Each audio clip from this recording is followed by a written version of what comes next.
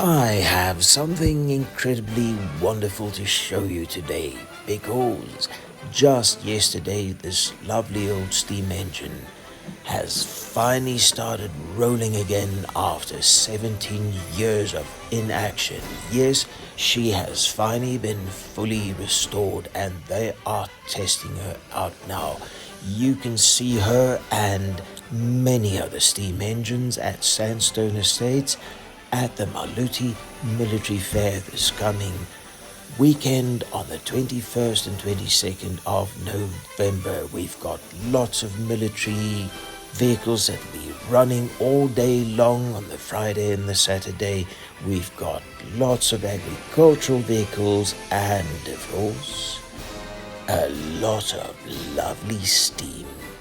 Bring your family, get your tickets online now or at the entrance gates. That's at Sandstone Estates between Vicksburg and Furiesburg because you don't want to miss it.